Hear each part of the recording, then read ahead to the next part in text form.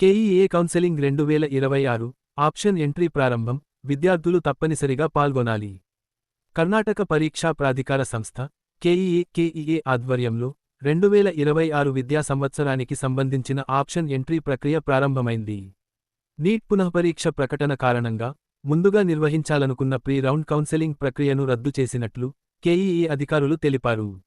గత సంవత్సరాల మాదిరిగానే ఈసారి నేరుగా మొదటి రౌండ్ కౌన్సెలింగ్ ప్రక్రియను ప్రారంభిస్తున్నట్లు వెల్లడించారు. నీట్ పరీక్ష ఫలితాల కోసం ఎదురుచూస్తున్న విద్యార్థులు కూడా సిఈటి ర్యాంక్ ఆధారంగా ఆప్షన్ ఎంట్రీ చేయాలని అధికారులు సూచించారు.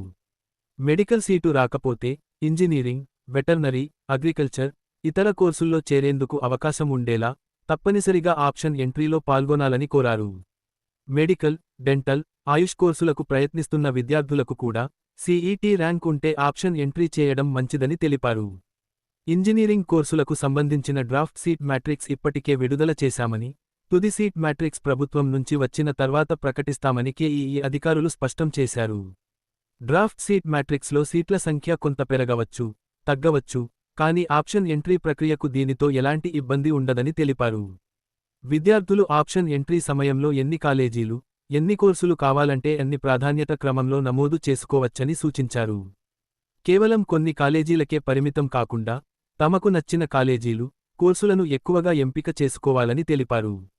మార్క్ రిజల్ట్ వచ్చిన తర్వాత కూడా ఆప్షన్లను మార్చుకునే అవకాశం ఉంటుందని వెల్లడించారు. విద్యార్థులు ఆప్షన్లను కింద కాకుండా తమకు ఎక్కువ ఇష్టం ఉన్న కాలేజీ, కోర్సును మొదటి ప్రాధాన్యతగా పైభాగంలో ఉంచాలని సూచించారు.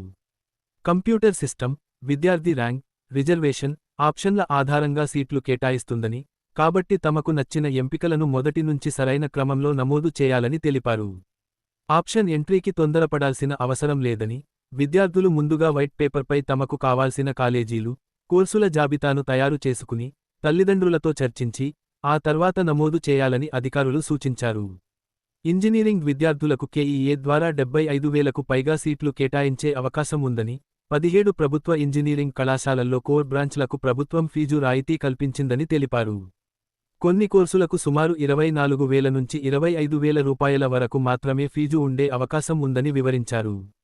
ప్రైవేట్ వ్యక్తులు, మధ్యవర్తులను నమ్మి తొందరపడి అడ్మిషన్లు తీసుకోవద్దని, కేఈఏ కౌన్సెలింగ్ ద్వారా మాత్రమే పారదర్శకంగా సీట్ల కేటాయింపు జరుగుతుందని అధికారులు స్పష్టం చేశారు.